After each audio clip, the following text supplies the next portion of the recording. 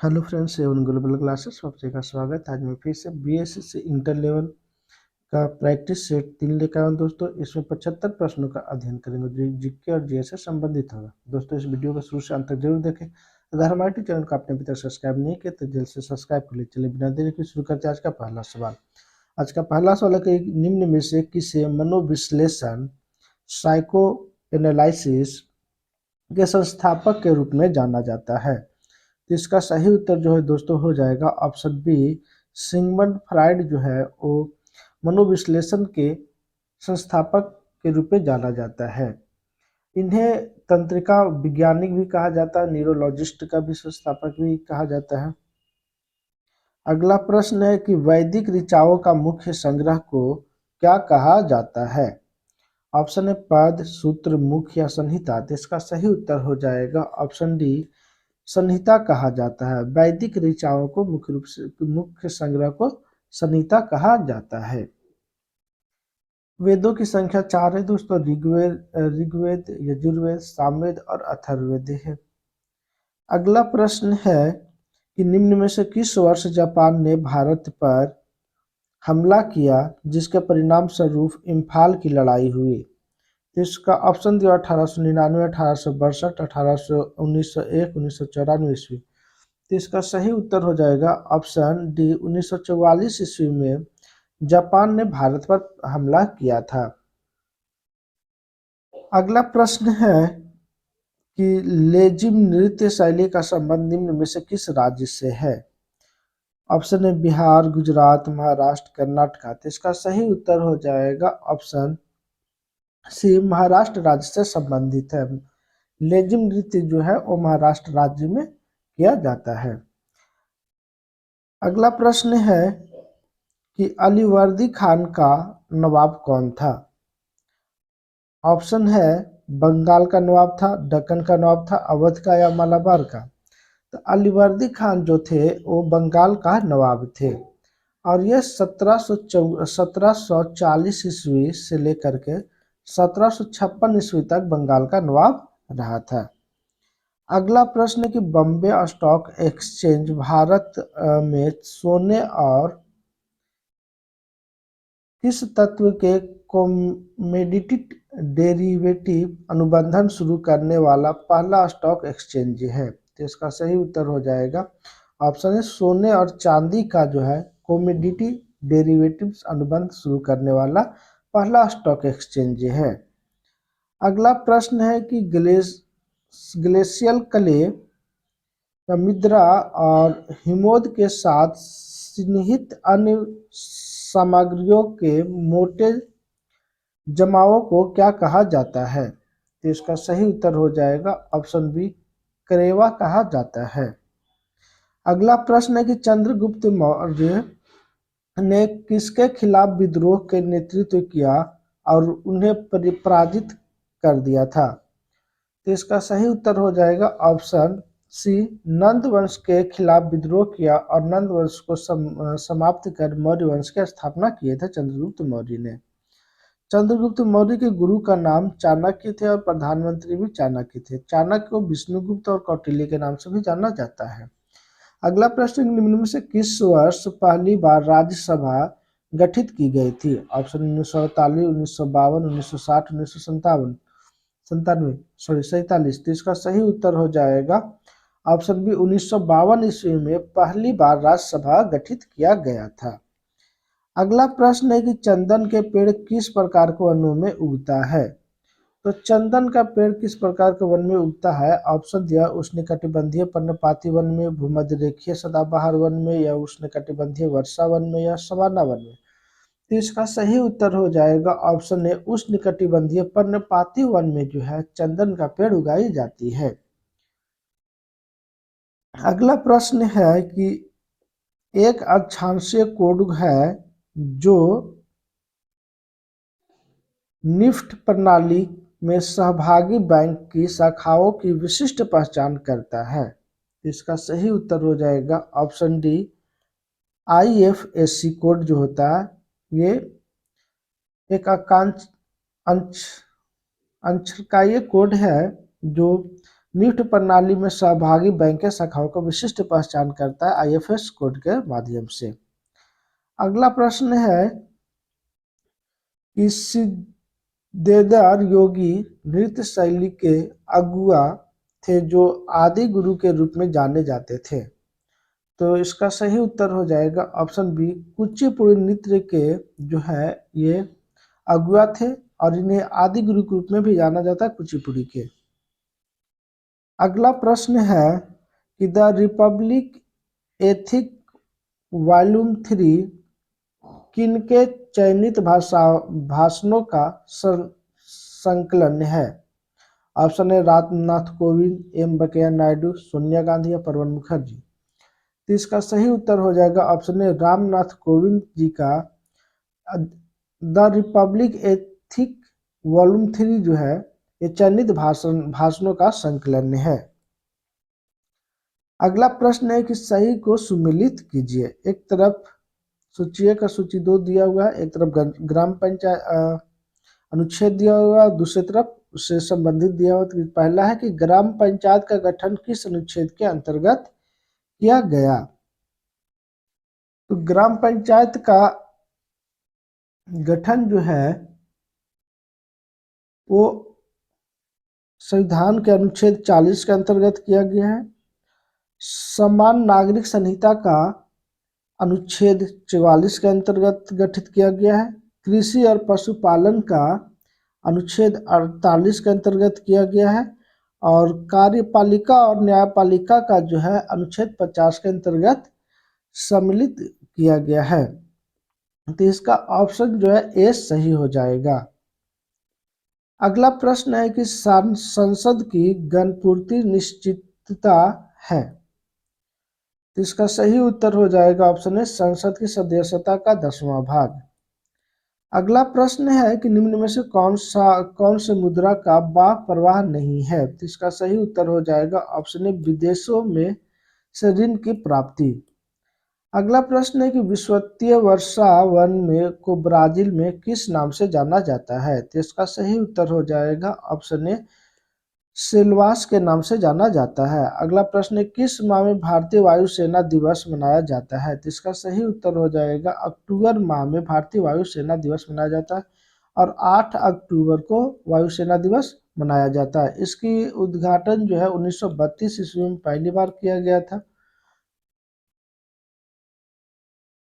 अगला प्रश्न है कि निम्नलिखित याम्योत्तरों में से कौन सा भारत का मानक याम्योत्तर है। तो इसका सही उत्तर हो जाएगा ऑप्शन ए 82 डिग्री 30 मिनट पूर्व जो है ये मानक याम्योत्तर मध्य रेखा का याम्योत्तर है। अगला प्रश्न है कि निवल निवेश प्राप्त करने हेतु सकल निवेश से क्या घटाया जाता है। तो इसका सही उत्तर हो जाएगा मूल्यह्रास को घटाया जाता है।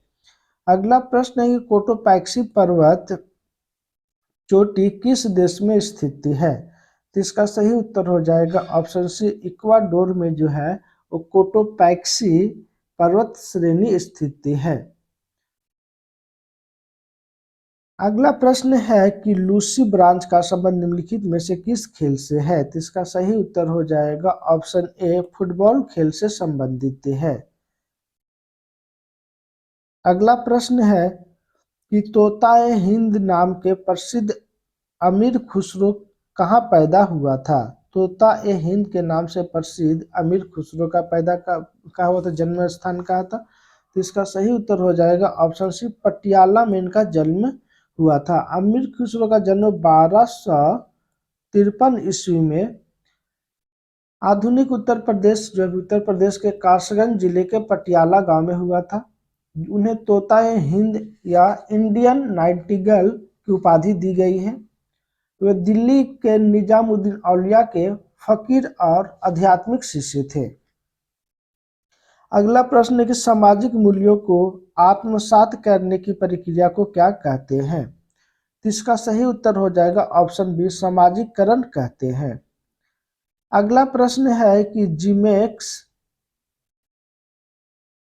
संयुक्त नौसेना अभ्यास किसके बीच होता है। तो इसका सही उत्तर हो जाएगा ऑप्शन बी भारत और जापान के बीच जिमेक्स संयुक्त नौसेना अभ्यास होता है? अगला प्रश्न, निम्नलिखित में से कौन सुमेलित नहीं है? तो इसका सही उत्तर हो जाएगा ऑप्शन सी, पीठ मिद्रा जो है वो गुजरात में नहीं पाई जाती है। गुजरात में काली मिट्टी पाई जाती है।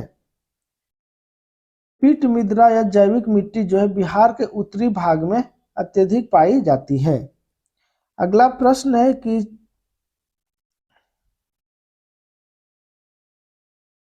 चरकार प्रवाह के आरेख के अनुसार उत्पादन के कारकों के बाजार में क्या होता है? तो इसका सही उत्तर हो जाएगा ऑप्शन ए, परिवार खरीदार होते हैं व फर्म विक्रेता होते हैं। अगला प्रश्न है कि पहली बार ब्रिक्स फिल्म संगोष्ठी का आयोजन किया गया, इसका मेजबानी किस देश ने किया था? ऑप्शन है ब्राजील, रूस, चीन या भारत। तो इसका सही उत्तर हो जाएगा ऑप्शन डी, भारत ने इसका पहली बार मेजबानी किया था 2021 ईस्वी में। 2000 ईस्वी में पहली बार भारत इसका मेजबानी किया था। अगला प्रश्न है कि किम्ब्रेल हीरा खनन केंद्र किस देश में स्थित है? तो इसका सही उत्तर हो जाएगा ऑप्शन ए, दक्षिण अफ्रीका में। अगला प्रश्न है कि पृथ्वी पर जीवन उत्पत्ति कब हुई? तो इसका सही उत्तर हो जाएगा ऑप्शन बी, 3.8 बिलियन वर्ष पहले पृथ्वी पर जीवन की उत्पत्ति हुई थी। अगला प्रश्न है कि व्यापार एवं प्रशुल्क पर समझौता की संस्थापना कहाँ हुई थी? तो इसका सही उत्तर हो जाएगा ऑप्शन बी, जिनेवा में हुई थी।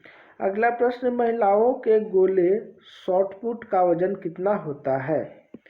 तो इसका सही उत्तर हो जाएगा ऑप्शन ए, 4.0 किलोग्राम होता है, 4 किलोग्राम होता है।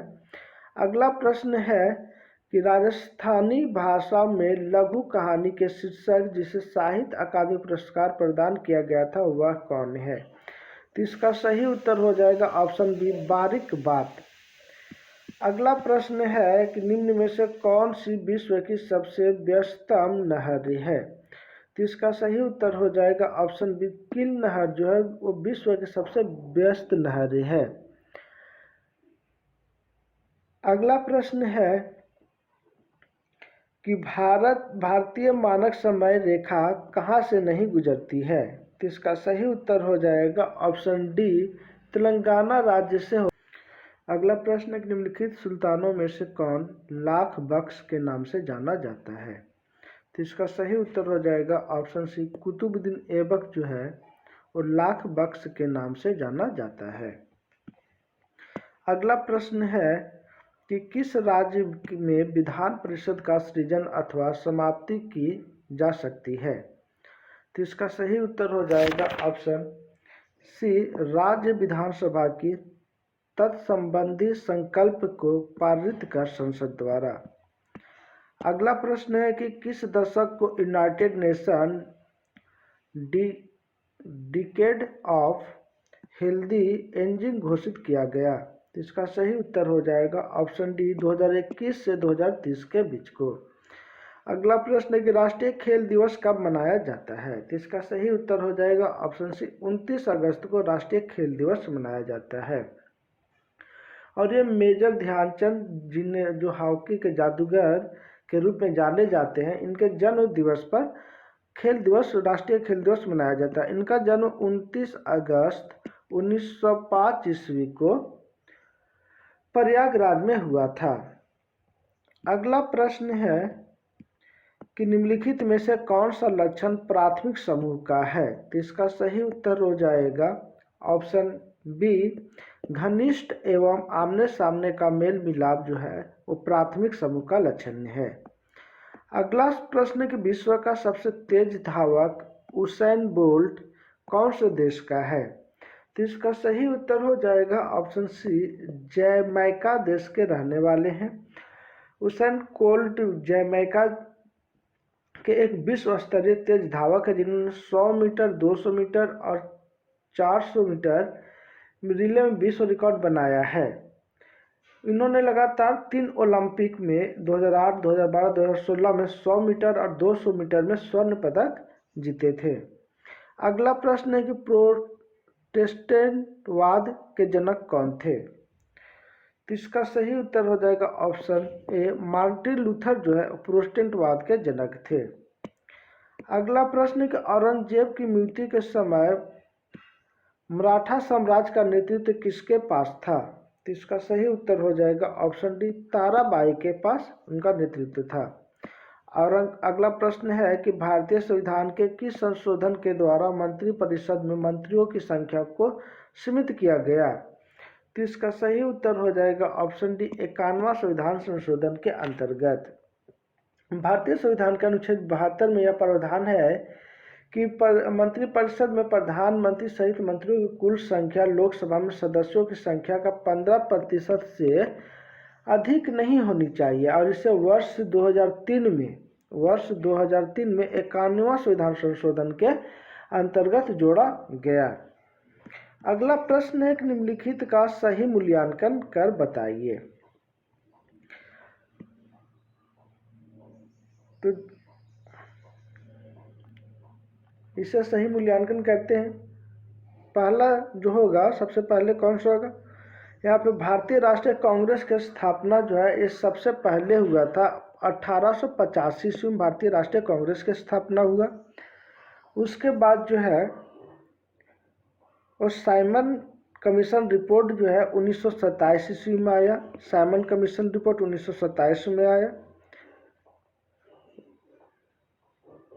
उसके बाद हो जाएगा द्वितीय गोलमेज सम्मेलन। द्वितीय गोलमेज सम्मेलन 1931 में हुआ। उसके बाद भारत छोड़ो आंदोलन 1942 ईस्वी में, इसलिए इसका ऑप्शन जो है बी सही हो जाएगा। अगला प्रश्न है कि सोरकर वेटलैंड आर्द्र भूमि भारत का किस क्षेत्र में है? तो इसका सही उत्तर हो जाएगा ऑप्शन बी, लद्दाख क्षेत्र में है। अगला प्रश्न है कि निम्नलिखित में से सत्यशोधक समाज के संस्थापक कौन थे? तो इसका सही उत्तर हो जाएगा ऑप्शन डी, ज्योतिबा फूले जो थे वो सत्यशोधक समाज के संस्थापक थे। सत्यशोधक समाज की स्थापना जो है 24 सितंबर 1873 ईस्वी को ज्योतिबा फूले द्वारा स्थापित किया गया, और एक समाज के सुधार के लिए एक आंदोलन था। ज्योतिबा फूले की पत्नी सावित्रीबाई फूले थे। उन्होंने भारत की महिलाओं की शिक्षा का अग्रदूत माना जाता है। वे दोनों प्रथम भारतीय थे जिन्होंने अगस्त 1948 ईस्वी में महाराष्ट्र के पुणे में भारत में लड़कियों के लिए पहला स्वदेशी स्कूल खोला था। पहला स्वदेशी स्कूल लड़कियों के लिए 1848 ईस्वी में ज्योतिबा फूले और सावित्रीबाई फूले ने मिलकर के खोले थे। अगला प्रश्न है कि किस सुल्तान ने दीवाने अमीर कोही नामक एक विभाग बनाया? तो इसका सही उत्तर हो जाएगा ऑप्शन डी, मोहम्मद बिन तुगलक ने। अगला प्रश्न है कि दक्षिण भारत में प्रवास के दौरान महात्मा गांधी ने कौन सी पत्रिका प्रकाशित की? तो इसका सही उत्तर हो जाएगा ऑप्शन बी, इंडियन ओपिनियन नामक पत्रिका स्थापित किए थे। इसकी शुरुआत जो है दक्षिण अफ्रीका में 1903 ईस्वी में महात्मा गांधी जी द्वारा किए गए थे। महात्मा गांधी जी द्वारा दो और पत्रिकाएं प्रसिद्ध जो हुए थे, यंग इंडिया और नवजीवन की भी शुरुआत किया गया था। यंग इंडिया की जो शुरुआत हुई थी 1919 ईस्वी में हुआ था, और नवजीवन पत्रिका की शुरुआत महात्मा गांधी ने 1932 ईस्वी में किए थे। अगला प्रश्न है कि संदर्भ समूह कौन सा है? तो संदर्भ समूह जो है दोस्तों वो हो जाएगा आकांक्षा समूह जो है ये संदर्भ समूह के अंतर्गत आता है। संदर्भ समूह एक ऐसा समूह है जिसमें एक व्यक्ति या किसी अन्य समूह की तुलना में एक दूसरे से की जाती है। इसमें लोग हमेशा अपनी उपलब्धियों, उनकी भूमिकाओं के प्रदर्शन, आकांक्षाओं और महत्वाकांक्षाओं का मूल्यांकन करते हैं। अगला प्रश्न विज्ञान से है दोस्तों। एक बाह्यभिकरण एजेंसी है जिसे किस निकाय पर नियुक्त करने से निकाय की स्थिर अवस्था का समान चाल में परिवर्तन होता है? तो इसका सही उत्तर हो जाएगा बल। अगला प्रश्न है कि पन्ना का रंग आमतौर पर कैसा होता है? तो इसका सही उत्तर हो जाएगा ऑप्शन सी, पन्ना का रंग आमतौर पर हरा होता है। अगला प्रश्न है कि निम्न में से किस स्थान पर उगने वाले पौधे रात में कार्बन डाइऑक्साइड लेते हैं? तो इसका सही उत्तर हो जाएगा ऑप्शन सी, रेगिस्तान। अगला प्रश्न है कि निम्न में से कौन सा कथन सही है? तो इसका सही उत्तर हो जाएगा ऑप्शन बी, सही हो जाएगा कि किसी भी समृद्ध सतह के माध्यम से शुद्ध चुंबकीय प्रवाह शून्य होता है। अगला प्रश्न एक निम्नलिखित में से कौन सा संचयी जड़ मूल नहीं है? तो इसका सही उत्तर हो जाएगा ऑप्शन सी, श्वसन मूल। अगला प्रश्न है कि यदि किसी स्प्रिंग से धारा प्रवाहित कराई जाती है तो स्प्रिंग क्या होगा? तो इसका सही उत्तर हो जाएगा ऑप्शन बी, संकुचित हो जाएगा। अगला प्रश्न है कि संसाधित भोजन को संरक्षित करने के लिए निम्नलिखित में से किसका उपयोग परिसरक के रूप में किया जाता है? तो इसका सही उत्तर हो जाएगा ऑप्शन ए, सोडियम मोटा बाइसल्फेट के रूप में किया जाता है। अगला प्रश्न है कि वेबर के अनुसार सामाजिक विज्ञान के पूर्ण व्याख्या सामाजिक क्रिया का एक विचार विकसित करना है। तो इसका सही उत्तर हो जाएगा ऑप्शन ए, व्याख्यात्मक। अगला प्रश्न है कि भारत द्वारा CMS-01 नामक संचार सैटेलाइट छोड़ा गया, यह किसका प्रतिस्थापन है? तो इसका सही उत्तर हो जाएगा ऑप्शन सी, जीसैट का प्रतिस्थापन है।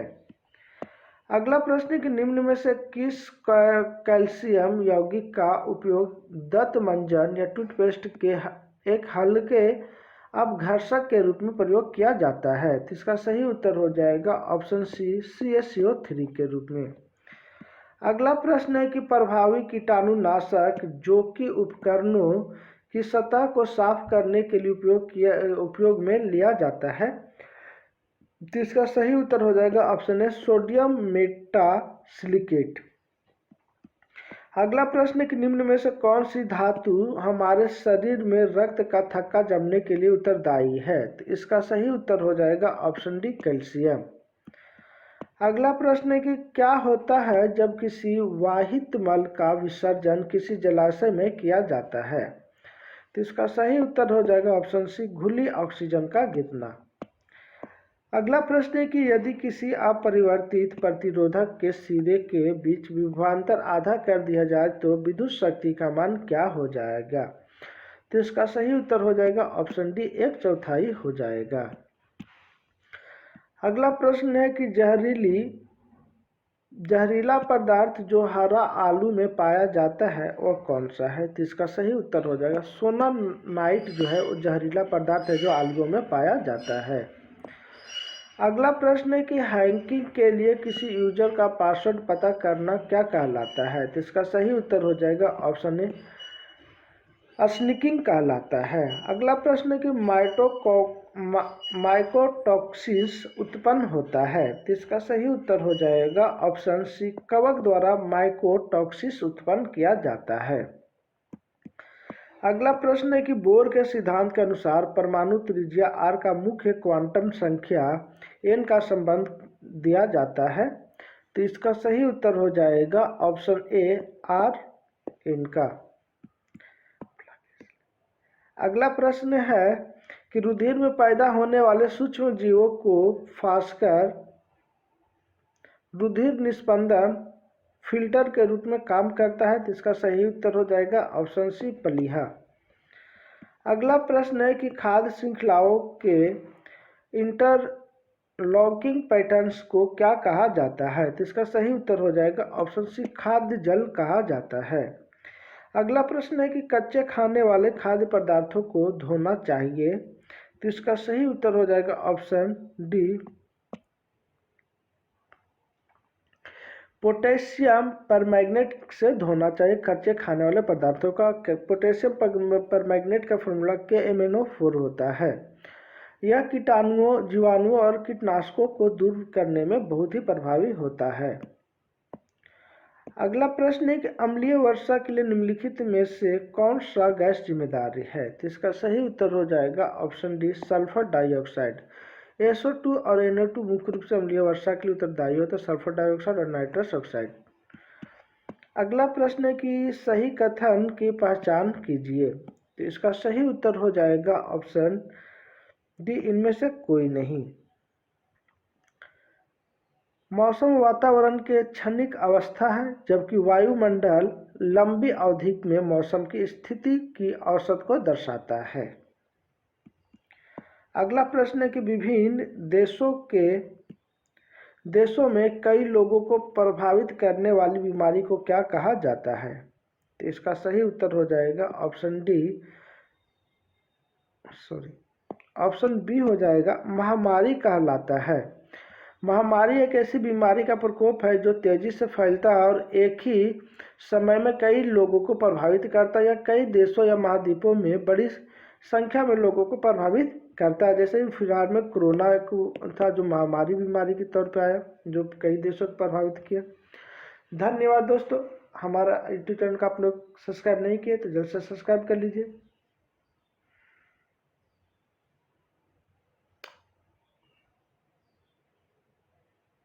धन्यवाद दोस्तों। हमारा वीडियो आप लोग कैसा लगा कमेंट करके जरूर बताएं। दोस्तों हमारे चैनल का आपने सब्सक्राइब नहीं किया तो जल्द से सब्सक्राइब कर लीजिए। चलिए फिर से मिलते हैं अगले वीडियो में, तब तक के लिए जय हिंद जय भारत।